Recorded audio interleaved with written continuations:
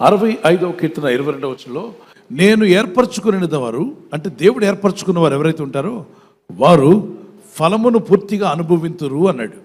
My chosen once will long enjoy the works of their hands.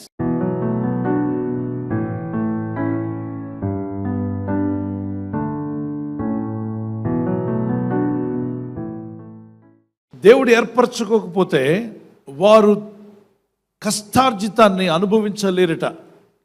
అంటే ఎలా, ఎవరి జీవితంలో జరుగుతుంది ఈ విషయం? దేవుడు ఏర్పరచుకున్నటువంటి వ్యక్తులుగా ఉండాలి. పిలువబడిన వారు అనేకులు, ఏర్పరచబడిన వారు కొందరే.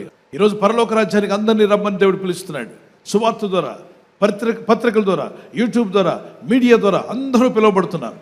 కానీ ఎవరు స్పందించారో వారు ఏర్పరచబడిన వారి లెక్కలోకి వస్తారు. వాక్యానికి స్పందిస్తున్నావా? దేవుని మాట విన్నప్పుడు దానికి లోబడుతున్నావా?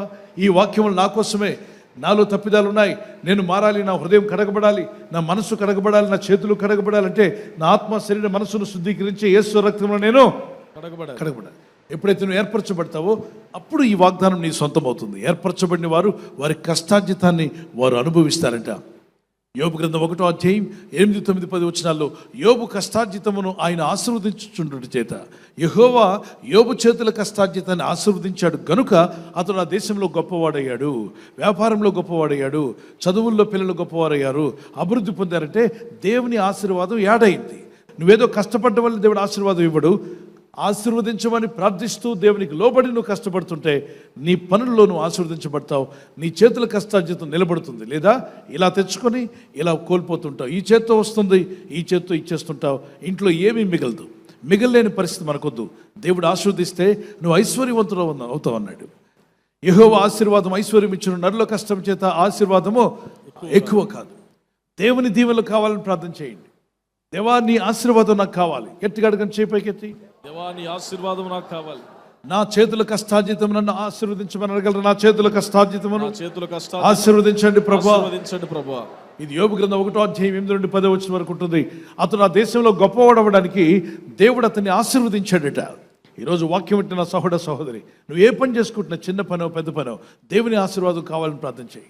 ఆదికాండము 1వ అధ్యాయం 28వ వచనం, దేవుడు వారిని ఆశీర్వదించాట. మానవులను మొట్టమొదటిగా దేవుడు కలుగు చేసిన తర్వాత స్త్రీ పురుషుని కలుగు చేసి వారి ఇరువురిని భార్యాభర్తలుగా ఆయనే ప్రకటించి, మీకు పుట్టే పిల్లలు మానవులందరూ భూమి మీద ఇదిగోండి ఇవన్నీ అనుభవించమని ఏమిచ్చాడు? ఆశీర్వదించను. ఈ రోజు నువ్వు అడగకుండానే నిన్ను ఆశీర్వదించాలని కోరిక కలిగిన వాడు దేవుడు. దేవునికి స్తోత్రం కలుగును గాక.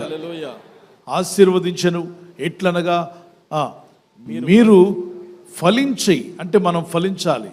చదువులో ఫలించాలి, ఉద్యోగంలో ఫలించాలి, వ్యాపారంలో ఫలించాలి, పొలం పనుల్లో ఫలించాలి. పెళ్ళైతే పిల్లలు కలిగి ఉండడానికి ఫలం దేవుడు అనుగ్రహిస్తా అన్నాడు. సో ఇదంతా ఫలించుట అని దాని గురించి మాట్లాడుతున్నారు. మీరు ఫలించాలి అన్నాడు. రెండవది ఏమన్నాడు? అభివృద్ధి పొంది. అంటే దేవుని ఆశీర్వాదాల్లో ఫలం ఉందా? సక్సెస్ అవ్వాలా? ఎస్. అభివృద్ధి పొందాలా? అవును. ప్రాస్పర్ అవ్వాలా? ఎస్. దేవుడు చెప్పిన మాటలు. You should be fruitful, you should be prosper. It's the desire of God. ఇక్కడ ఫలించమన్నాడు, అభివృద్ధి పొందమన్నాడు. తర్వాత ఏం పొందుకోమన్నాడు? విస్తరించి నువ్వు విస్తరించాలి. Your territories must increase.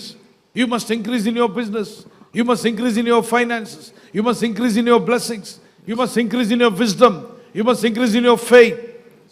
విశ్వాసంలో అభివృద్ధి పొందాలి, విస్తరించాలి. ప్రభు మీకు ఒక నూతన ద్వారం తెరచునుగాక. దేవుని సహాయం వచ్చునుగాక. దేవుడు ఏ మార్గము నుండి నీకేం చేయగలడు? సహాయం చేయగలడు. ప్రార్థించు. దీవించే దేవుని దగ్గర కూర్చోవాలి, దీవించే దేవుని ప్రార్థించాలి. ఏ దేవుడైతే నీకు జ్ఞానం ఇస్తానో ఆయన దగ్గర ప్రార్థించాలి. ఈ పనులు పాడుతుండగా నాతో కూడా కలిసి పాడదాం. నీవే ద్రాక్షవల్లివి, నీ యందు నిలచువాడు ఎన్నటికి ఎండిపోడంటివి.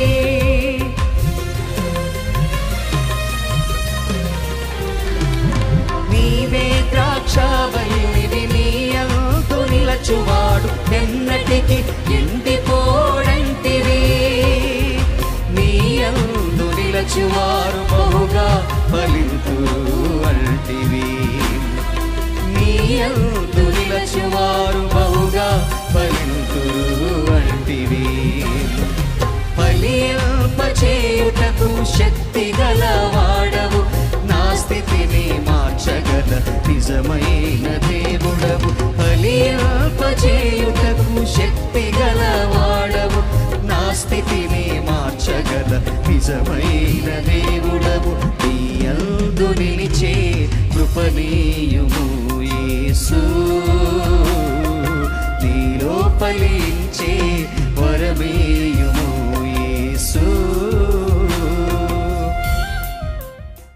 దేవుడు నిన్ను ఎందుకు ఏర్పరచుకున్నాడో ఆ పనికి లోబడండి, మీరు ఆశీర్వదించబడుదురు గాక.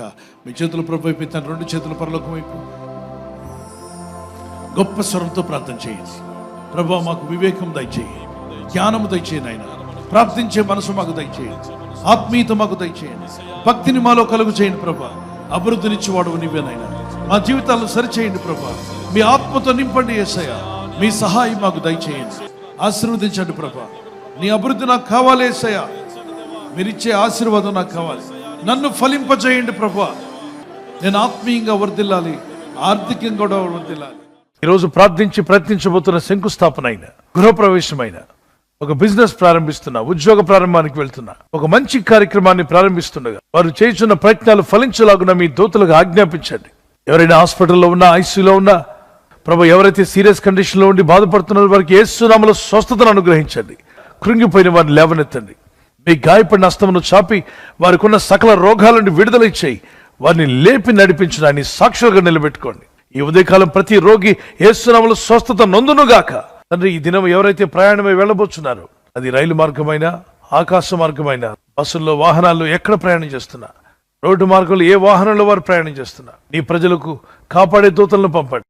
యేసు ఉన్నత నామములో అడుగుచున్నాను నా పరలోకపు తండ్రి. ఆమేన్, ఆమేన్.